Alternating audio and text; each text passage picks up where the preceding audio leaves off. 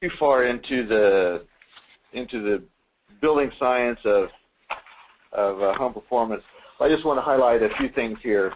Certainly one of the most important things that needs to be done, and is kind of the first thing on the list, is addressing air leakage in the building envelope, testing where that's coming from, making sure that we got that all sealed up. This is something that needs to happen before you insulate, because once you insulate, it's hard to get in there and plug the leaks. Poor insulation quality is a common one and an obvious one. Lots of homes that have been insulated even since Title 24 went into effect were not done well. What you see here on the infrared image is a home with the reds and yellows are where the house is losing heat, and the blue areas where it's losing less heat, so that's the better insulated area. So it clearly has a better insulated attic, but the walls, as you can see, you can even see the studs. There's clearly no insulation in the walls at all, and of course the windows are basically holes in the walls that let all the energy out. Duct leakage is an important consideration, and it is a source of multiple problems. Of course, it raises your heating and cooling costs. It causes unwanted air infiltration, lowers your air quality, and I guess the easy way to understand that, if you're not familiar with building science, is if you think about leaking a bunch of air into your attic, you're basically pressurizing your attic, depressurizing your living space, and so you can expect those pressures to try to balance out, which means that you're basically sucking dirty, dusty air out of your attic into your living space, and so that's a source of poor air quality as well as wasted energy. All of these things lead to oversized equipment and sometimes undersized equipment and poorly designed HVAC systems.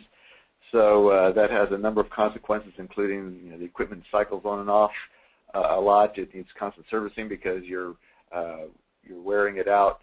It's not performing at the highest efficiency. It's not delivering heating or cooling where you need it when you need it. Of course, high utility bills. And all of these things have ventilation impacts, and poor ventilation contributes to mold growth and condensation, buildup of carbon monoxide, carbon dioxide, etc. So we definitely want to be addressing ventilation as we're going along. So all of this really calls for kind of this performance approach to home energy efficiency. So when we get into how the programs are actually designed to deliver these kinds of services, what the picture that has emerged, both for local government programs and for the utility programs, is a two-track process starting with energy efficiency. A basic pathway, also referred to as the prescriptive path, or the advanced path, also referred to as a performance path. Both of these paths take a house as a systems approach in the sense that they require multiple measures. They require those measures to be installed properly and in the correct order. The advanced path is the true performance approach because it includes an upfront home performance assessment to diagnose those performance issues and prescribe solutions. And both paths support a comprehensive approach that looks beyond just energy efficiency. So we can address water efficiency and indoor air quality at the same time that we're in the home. We can take measures to improve resource conservation and address the other health and environmental impacts. So we won't be able to look at the whole home and the whole quality of living experience in there. Both pathways also emphasize efficiency as the first step prior to adding renewables to the mix. Our mantra is reduce then produce, and it goes back to this loading order of minimizing the energy loads and then sizing the generation systems to meet those smaller loads. Give you a little bit more of a breakdown about how these two pathways compare. Like I said, the basic package is the prescriptive path. It's a short list of core measures that must be performed as a package, and so it includes air sealing, attic insulation, duct test and seal or replacement, installation of domestic hot water systems. It includes combustion safety testing and carbon monoxide alarm. These are all must be done together. This basic package is still in draft form right now. The utilities and the Public Utility Commission are still doing some engineering analysis to finalize the list of measures, trying to come up with a package that delivers the energy savings that they're looking for. On the advanced pathway, of course, this is the performance path. It's built around this test-in and test-out process using modeling software to model the home energy performance and look for, we're looking for improvements in home energy performance of 20% or greater using modeled results. The directive from the Energy Commission and the PUC has been that the performance path should comply with the HERS-2 regulations that the Energy Commission developed. The HERS-2 system is just now rolling out. We've got the software Energy Pro was just certified. We've got a couple HERS providers that are going to be certified for HERS-2 in the next couple months, but the system has not really been tested in the field, and so some of you may have been on some of the conference calls and meetings with the Energy Commission. We're expecting to see this phased in over a period of about a year. In that interim stage, there's going to be a little bit more flexibility about the professional credentials and the software requirements for that. But at a minimum, we expect to see, an approved modeling software that is used to benchmark our energy performance, and that the professionals doing the work are trained and certified in home performance. The basic package is designed to be a low-cost package, whereas the performance package is wider, it's more open-ended. The scope can be just about anything that delivers savings that we can quantify. The basic package has fewer testing requirements. The combustion safety is an essential test. It's because we're going in there and sealing up the building, we want to make sure that we're not creating a safety hazard if there's a source of carbon monoxide in that building. To reduce area infiltration, we need to do a blower door test so we can measure that improvement. Same thing with the duct test and seal. We need to do duct tests so we can measure those improvements.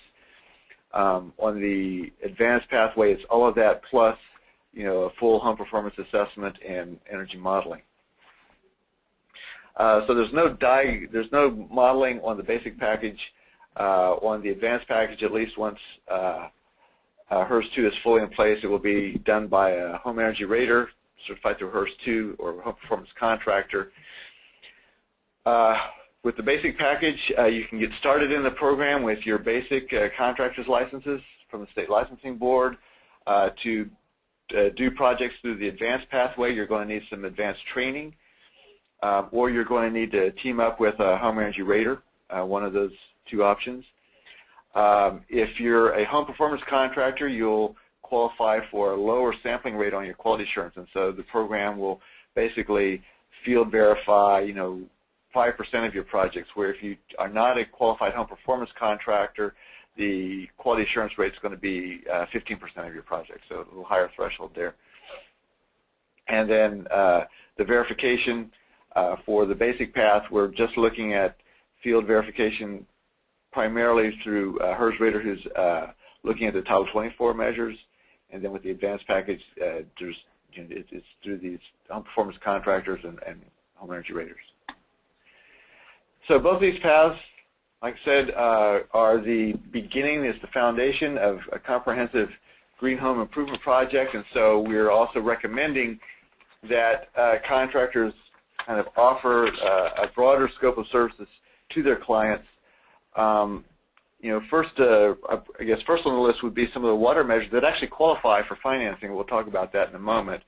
There are things like shower heads and toilets and gray water systems and rainwater harvesting, things like that that are permanent improvements that can actually be financed through a PACE financing district. There are green building measures that can be integrated into the energy efficiency project, so things like recycled content insulation and insulation that has no added formaldehyde.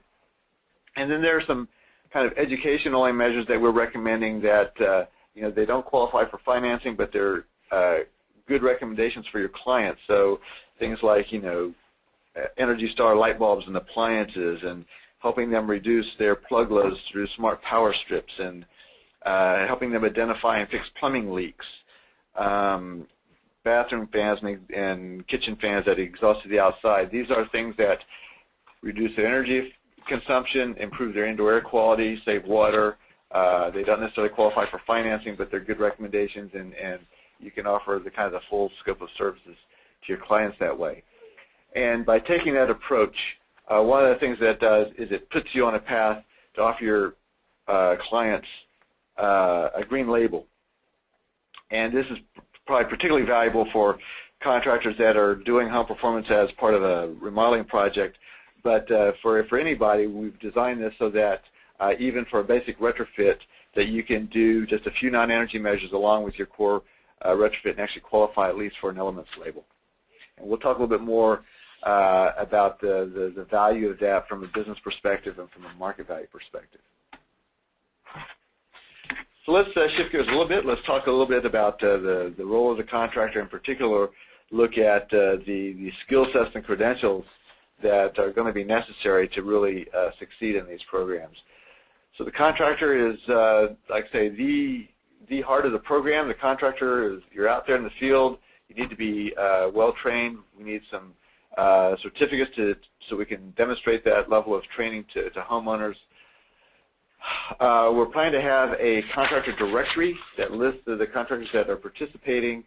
There is some details we worked out yet about kind of how much information is going to be in the directory and how that will work for homeowners and where that will get hosted.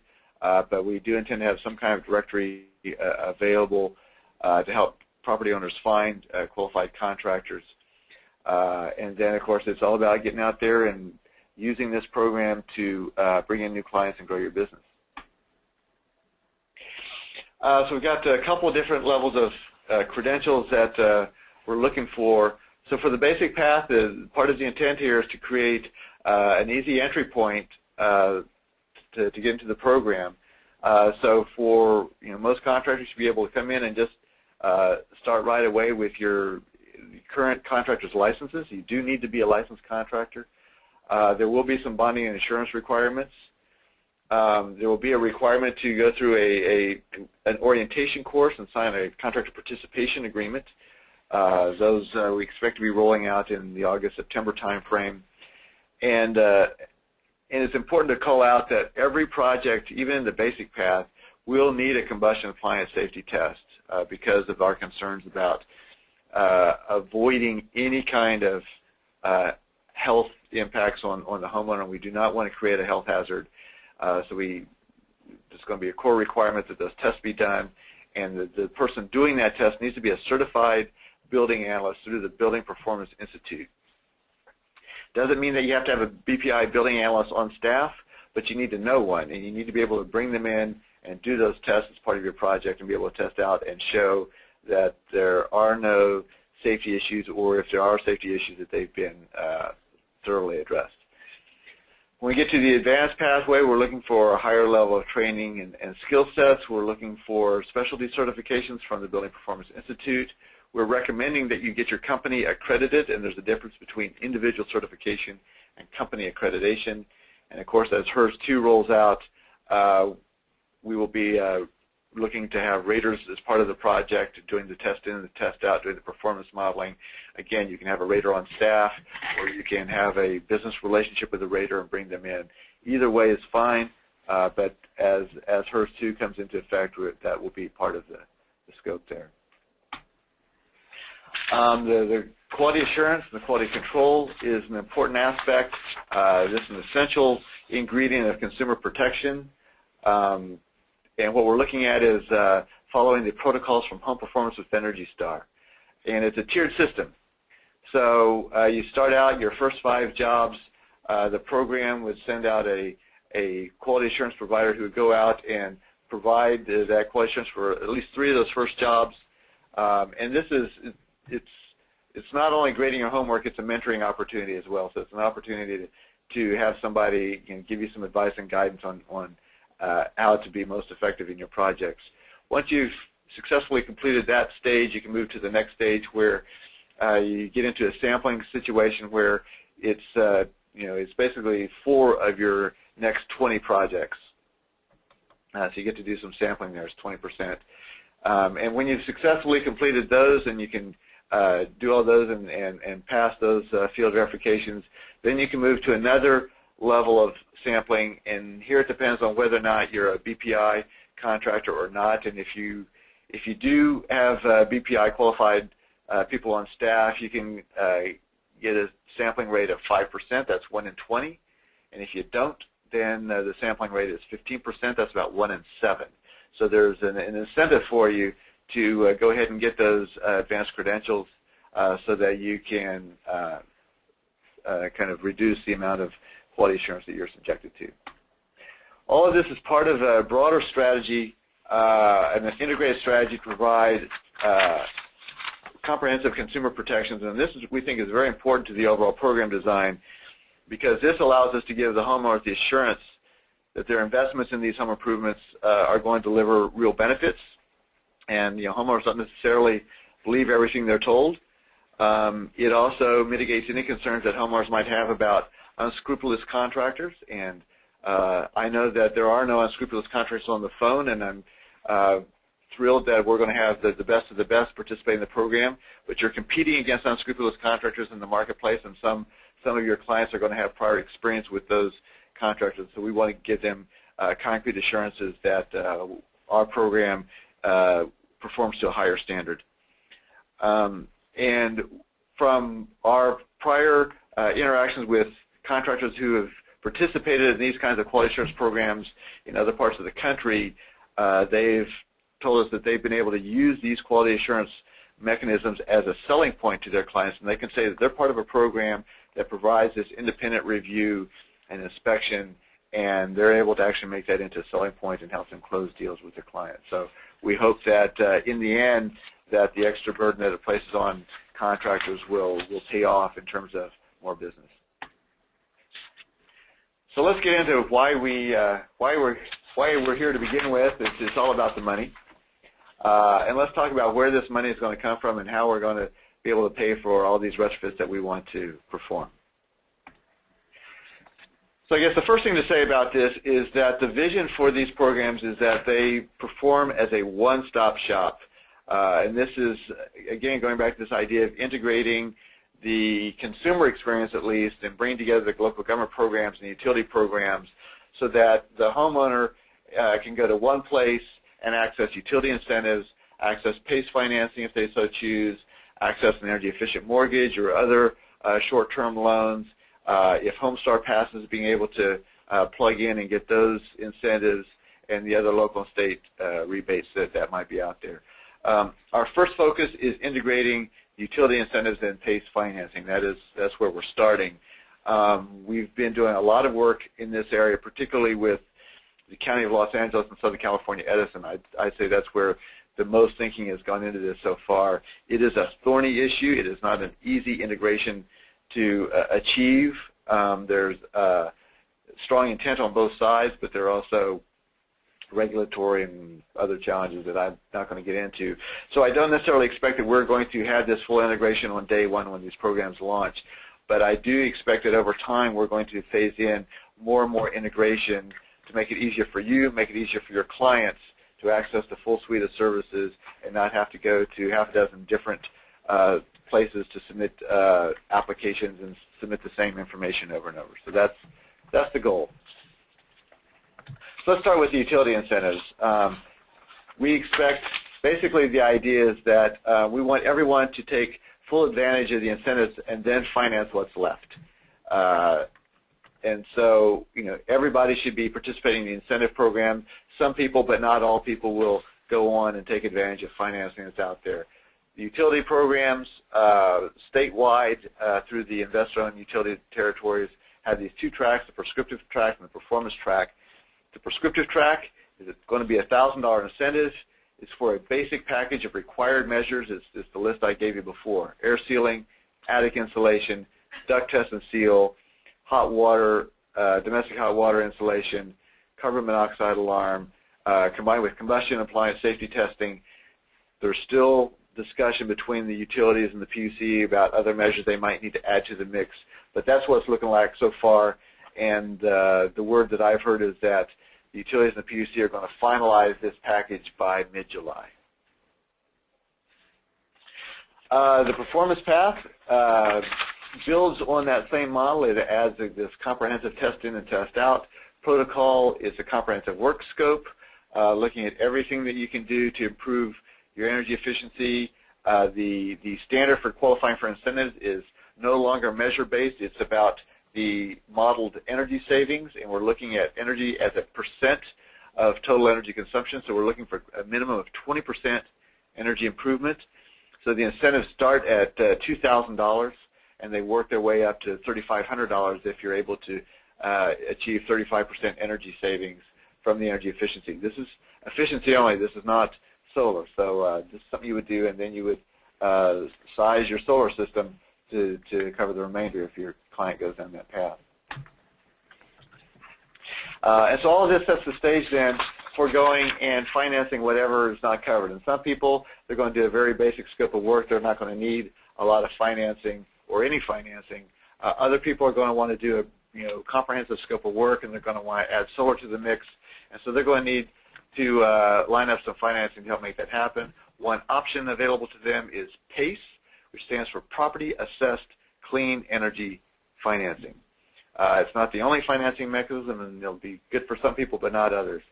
A couple key features here is that it's not based on personal credit, and it allows payment transfer from one owner to the next. The way this works is, as many of you know, first the local government creates the finance district. It's a land-secured finance district that's authorized either under AB 811 or Mello-Roos. Once that district is established, the property owner can opt in. It's a voluntary participation. That gives them the ability to go and install the improvements and then have a lien attached to their property. And that then enables the local government to advance them the money to pay for the improvements that they've made, and that money is paid back over time on their property tax bill. The money to advance that is, in many cases, going to come from bond proceeds, but not always. So all of that gives us this financing mechanism that's paid for on the property tax bill over a period of up to 20 years, although it's going to depend on the actual scope of work and the measures that are installed. And like I said, the most attractive feature is that if the homeowner sells their home during that period, those payments just roll over to the next owner, and so you can go ahead and make investments that are going to have a long-term benefit, even if you're going to be in the home only a short time. PACE districts are forming all over the state. These are being formed generally on a citywide or a countywide basis. The primary momentum of this is through California First. There's a program established by the California Statewide Communities Development Authority. This is also known as CSCDA, or California Communities. It's a statewide joint powers authority set up by the League of California Cities and the Association of Counties. Renewable Funding is a program administrator, and so a lot of the content that I'm discussing here comes from renewable funding. The California First pilot is going to start out with 14 counties. It's currently in design phase right now. You can see the list of counties there on your screen. I'm not going to read them off, but hopefully there's a county there you're working in. There are other PACE districts that are forming that are not part of California First in Sonoma, San Francisco, Los Angeles, Palm Desert down in Riverside County, Placer County, Santa Barbara. So you might be working in those communities as well, and so that gives you an idea of where you're likely to be able to offer PACE financing to your clients.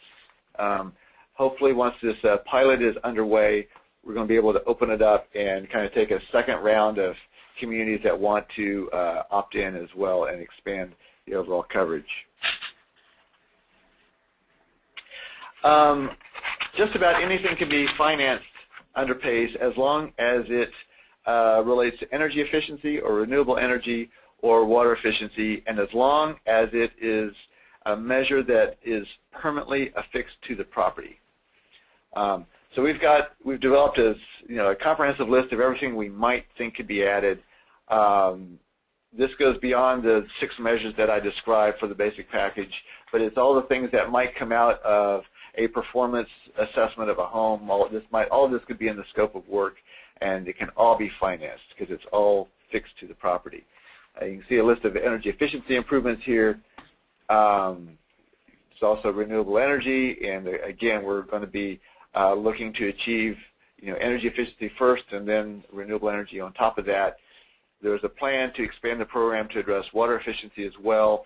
I think we're going to phase that in. It's not going to be available immediately, but we're looking at things like, on-demand water recirculation and high-efficiency toilets and shower heads, basic things. Landscaping also qualifies as smart irrigation controllers and rainwater harvesting. All of those things would also be eligible. It's worth drawing your attention to the underwriting criteria, and this is important because, as you'll see here, PACE is not for everyone. Not everyone will meet the underwriting criteria.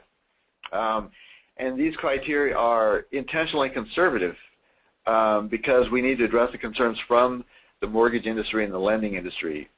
As lenders become familiar with these new financing mechanisms, we believe that we'll be able to relax these criteria. People will be able to more properly assess the risk of PACE loans, and we expect that the criteria will be able to be relaxed. But in the meantime, we need to be very conservative here. So one of the first things is that the mortgage lender needs to be notified, and if it's a commercial property, the lender actually needs to agree to have this lien placed because it's a primary lien that comes in front of their loan.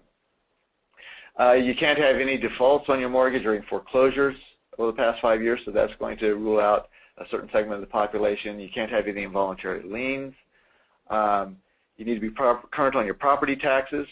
There's a maximum loan-to-value ratio, so you can't borrow more than 10% of the value of your home. So if you've got a $100,000 home, you can borrow up to $10,000. If you got a more higher value home, you can borrow more money. And so that's going to limit the size of some of these projects. And the big one is that you've got to have at least 20% equity in your home. And so this is going to basically rule out anyone who's underwater, anyone who has seen their home equity evaporate as their home value went down. So there's going to be a certain segment that still qualifies for this, especially people that have already paid off their home. But it's, again, it's not for everyone. So let's talk about how this can play into the contractor's business model and how this can actually work for you. Because for this program to succeed, it has to provide a tangible business opportunity for contractors in the field. I guess the short story is that we've done a fair amount of market research, and we are confident that there is an untapped retrofit market, that there's a value proposition for homeowners based on energy savings, based on the utilities that are available, based on health, comfort, property values. The market research is telling us kind of a glass half full, half empty story. The half empty part is that, and it's not surprising, that most homeowners, the rank and file homeowners you talk to, are kind of lukewarm on this program and are not particularly inclined to participate. They're not really experiencing high utility bills. They have no plans to remodel their home. The good news is that we don't actually need most homeowners to participate. We need a small fraction of homeowners to participate. The Public Utility Commission set a 3-year goal of getting 1% participation. That would be an order of magnitude more than our current participation rate. So we just need to find a niche to get started and build on that momentum over time. And the market research is showing that a viable niche does exist. The research we've done has been statewide with concentrations in Los Angeles County and the Bay Area. That was work done by MIG and their survey firm called FM3. We also did an independent study. Billy Green actually supervised this study with a company called Action Research, looking statewide, smaller customer pool, but consistent results. So just to talk to you a little bit about what we saw that there was a concentration of likely participants in a few demographic groups, and we kind of deemed these are retrofit ready and retrofit persuadable groups. So one of the demographic segments we saw was homeowners under 50 years of age. As you get older, you're less likely to be interested in a program like this. We saw some concentrations of interest among people of color, ethnic communities, particularly in the Latino communities.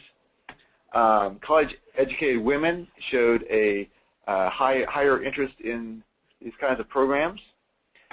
There's also more appeal among people who have previously done retrofit work or participated in programs like this. So they're familiar with the process. They're comfortable working with contractors. They have more confidence that energy retrofit is going to give them some real results, and so they're more likely to participate. People in older homes, not surprising, less energy efficient, more comfort issues. And we saw some related things in middle income, people with children, larger households, all factor into that. There's a few trigger events that are particularly appealing, particularly when someone's doing a remodel project and they're making improvements to their home anyway. That's a good opportunity to offer energy efficiency improvement as part of that work scope without a whole bunch of extra hassle. And of course, life transitions often trigger that. So if you're going to have a baby, or you're moving, or you're adding, or people retiring, their kids are leaving home, those often trigger home improvement projects, and those are opportunities to offer energy efficiency. Looking at the data, a lot of people think their home is pretty efficient, but there's a segment between 3 and 17% that say their home is not very efficient or not at all energy efficient. So those people are definitely out there. There's a fairly broad consensus that people are paying too much on their water and utility bills. More than half the people said that they think they spend too much money on to heat or cool their house, and almost about 47% said they think their water bills are too high. So there are some concerns about utility bills. The weak economy is definitely a reality. People are definitely watching their pennies. They're trying to cut their household expenses. So that's both an opportunity and challenge. The opportunity is that we can offer them services that will reduce their utility bills over time. The challenge is that for some people it's going to be hard to make those investments up front, even if they're able to borrow money. And we're definitely seeing that people are adverse to taking on additional debt right now. People are a little wary of that. There is a segment of people out there who are willing to pay, and again, it's not everyone. But if you look at at the $5,000 range, the people we counted up to, well, this adds up to about 50% of people would be willing to invest up to $5,000 in their home improvement. When you go up to $10,000, you're still finding 22% of the respondents said that they were willing to invest at that level. So again, that tells us that there is a segment out there that we can get started and get some early participation and get going and build some momentum.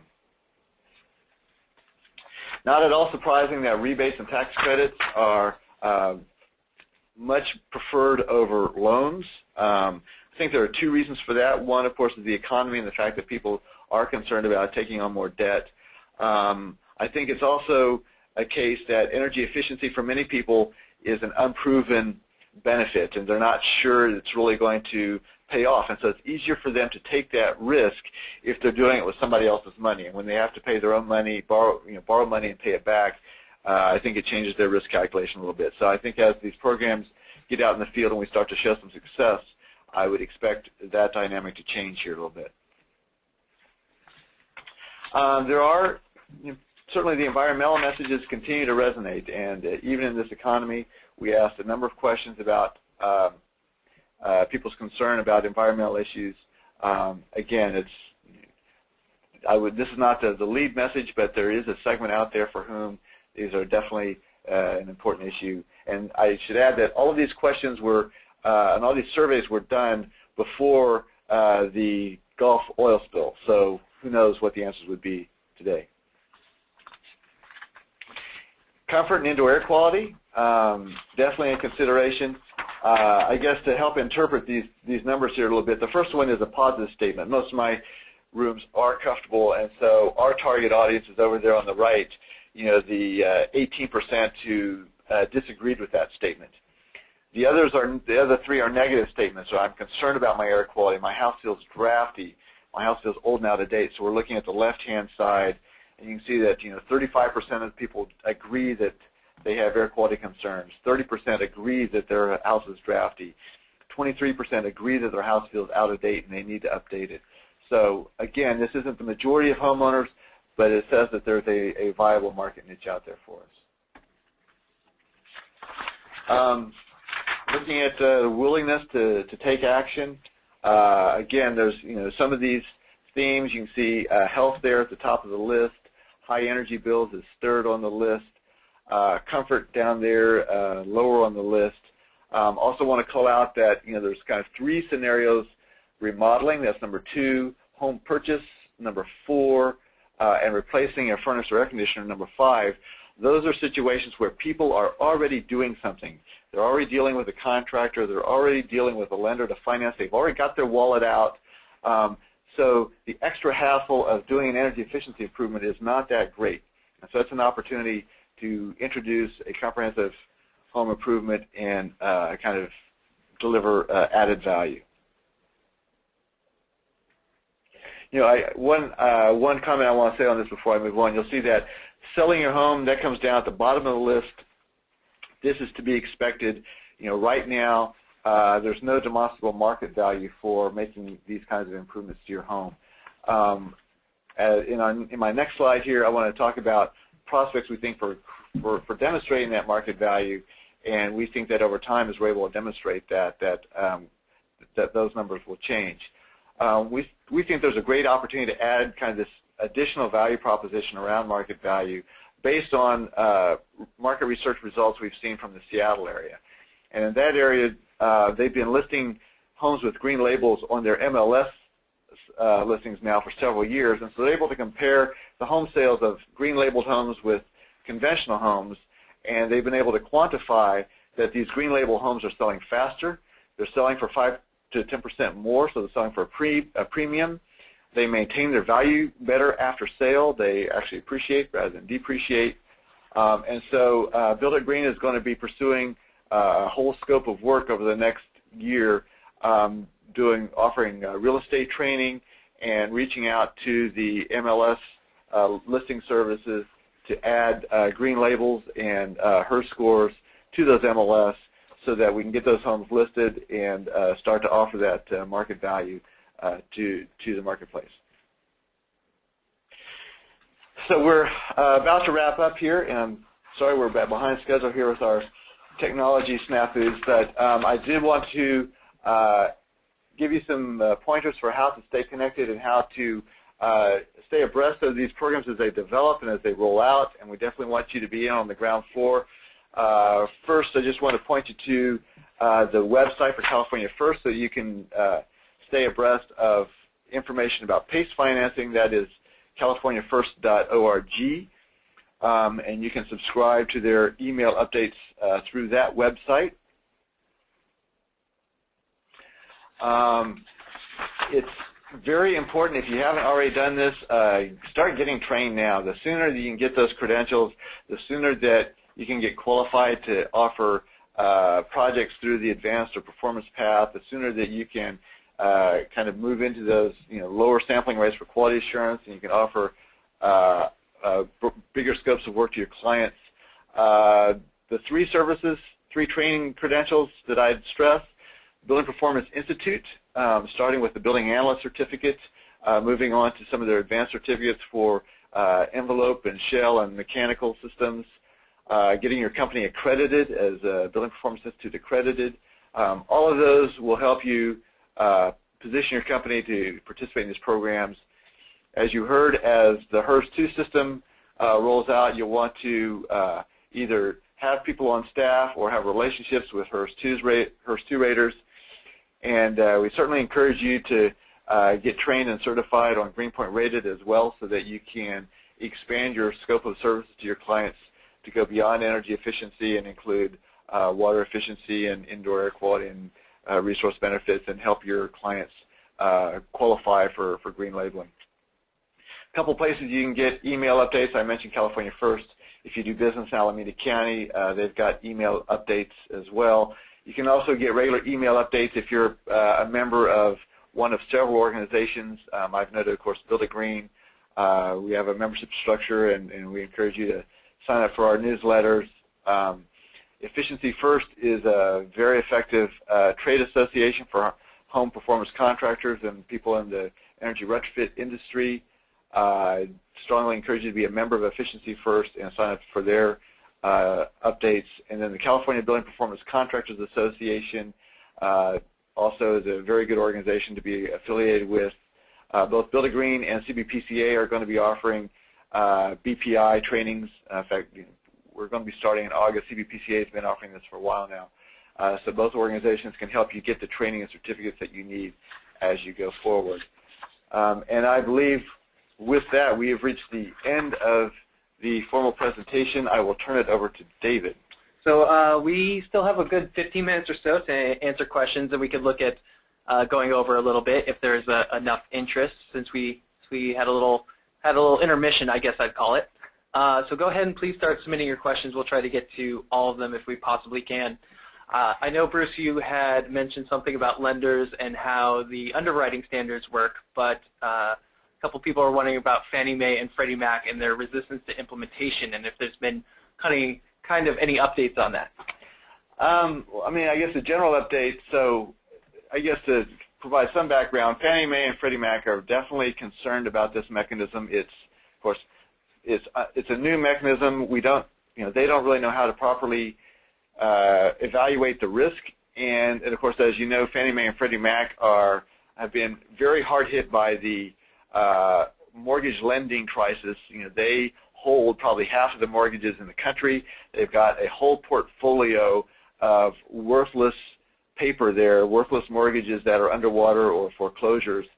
They are financially stressed, and so they are justifiably concerned about anything else that could possibly spur any more foreclosures. And so there's a lot of work going on to address their concerns, both in direct negotiations with Fannie Mae and Freddie Mac and working legislatively with people in Congress on Capitol Hill.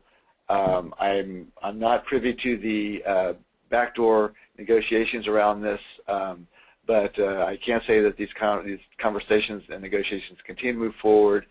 And my conversations with folks at Renewable Funding who have been at the center of all of these activities leads me to believe that these will be resolved.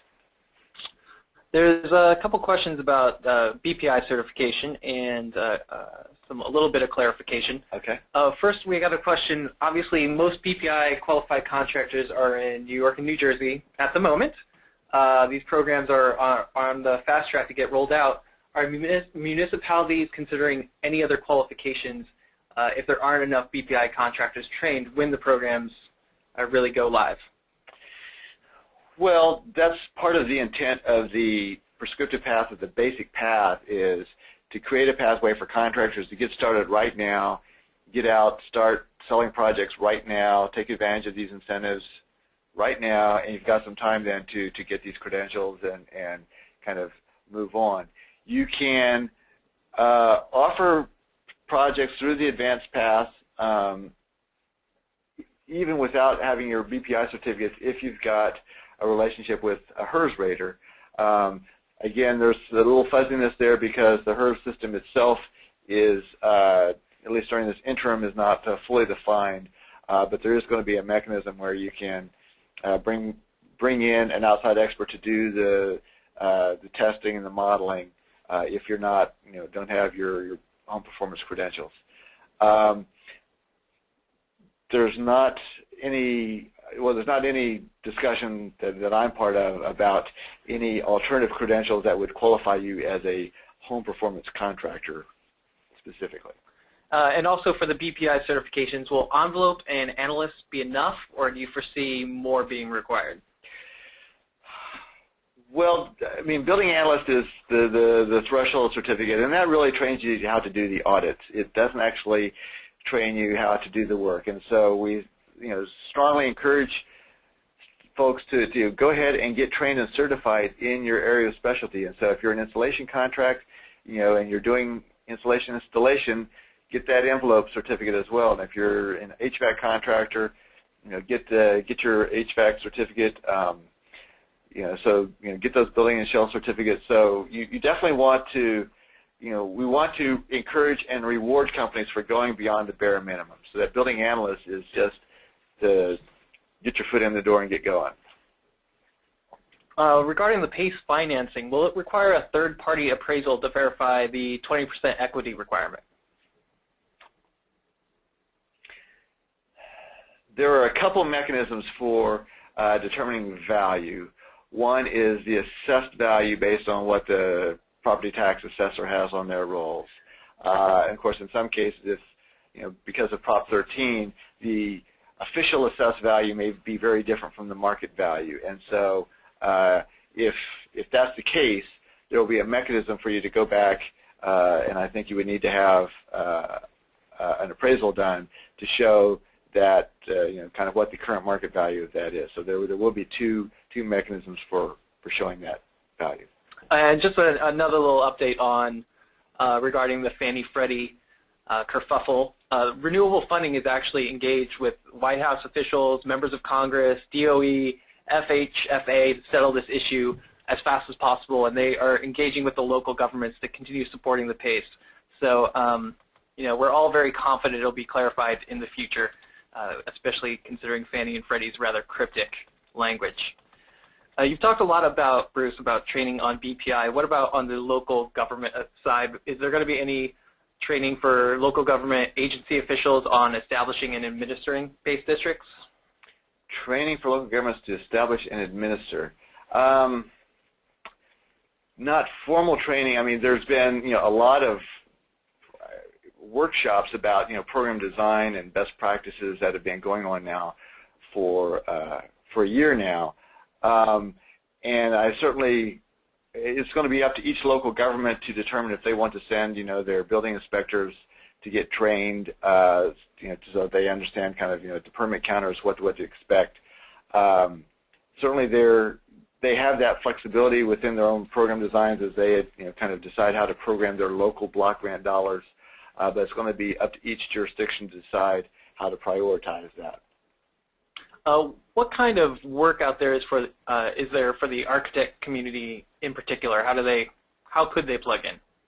So I think there's a lot of opportunities for architects, especially in the remodeling scenario, and that is one of the scenarios that I think is going to be an opportunity to add kind of these performance-based home energy improvement scopes of work. And so if you're involved in any kind of design projects, second-story addition, kitchen remodel, whatever it is, I think that's an opportunity to design in some good energy efficiency features, and anything that can be modeled using these analysis software packages is potentially eligible for financing. So I'd encourage you to do that.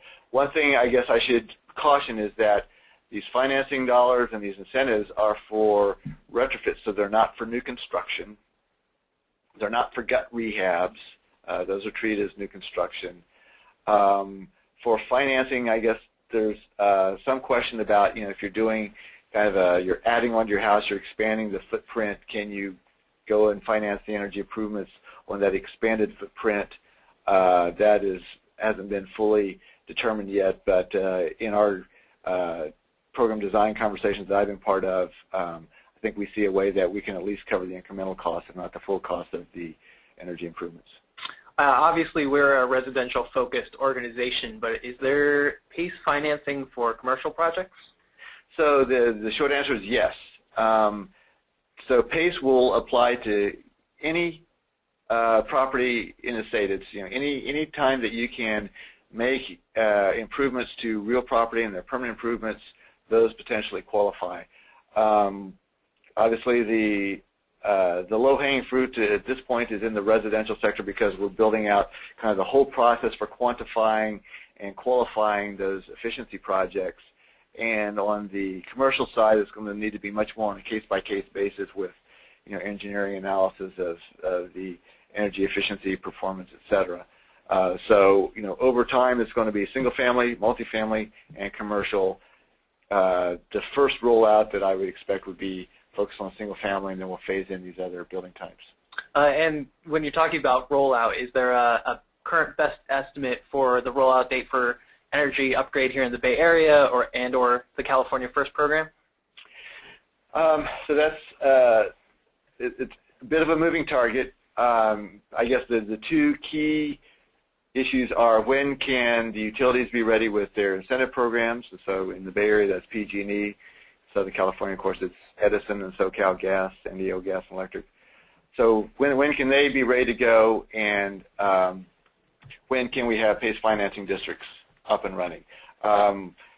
We don't have to have both. We can have one or the other, but it's a little problematic to roll out a program when we don't have either one.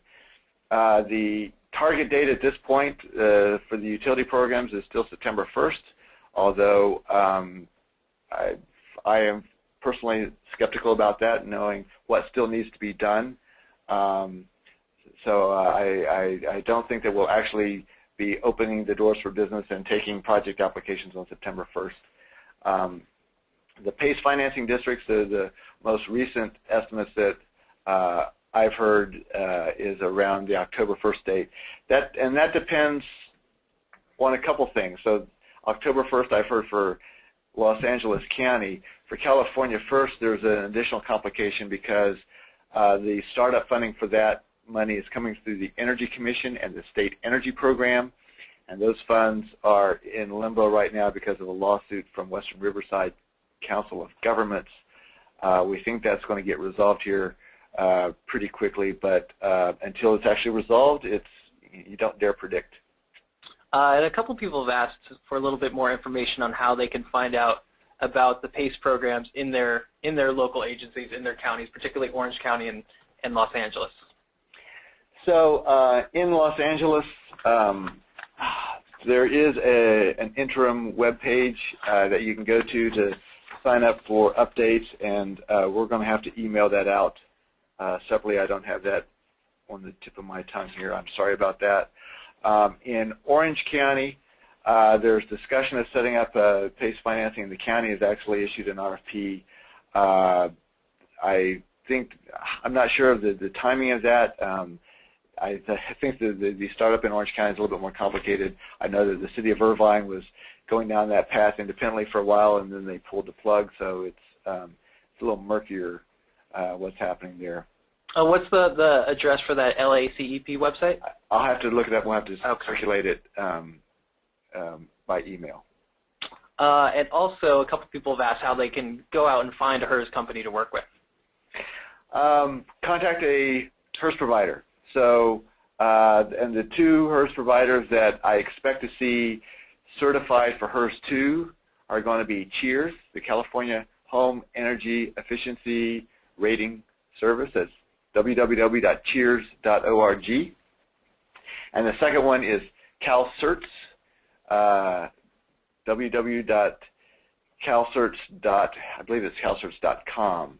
But those are the two organizations that I expect to see certified here in the next couple of months, and they can help you connect with one of the raters in their network. And a number of people have asked about this presentation. We will work to make this presentation available. We've also been recording throughout, so we'll try to piece this together into something comprehensible, and then we'll also look at offering this webinar again for you, your colleagues, and have renewable funding join us as well, so they can answer some of these questions in more detail about the underwriting requirements and such. But that looks like all of our questions at the moment. Anything else out there people would like to know more about? We still have a few minutes. But if not, we will go ahead and let you all go. If you have more questions, you can send them to contact@builditgreen.org. We will do our best to either answer them right away or route them to the right person. If you're in the Bay Area, don't forget tonight's event in Hayward at 5:30. It's free. As I said, renewable funding and PG&E will be there, so I know a number of people, there's a lot of questions about the financing mechanisms and Cal PACE and Cal First and how that's all going to work, so they'll actually be there and able to answer your questions in person, and you can sign up for that event on our calendar. And also after this, you'll get a follow-up email today with a link for a brief survey about today's event. We really appreciate your feedback. I know we had the little technical glitch in the middle, but we would like to know what you thought of this webinar, what you would think of the future.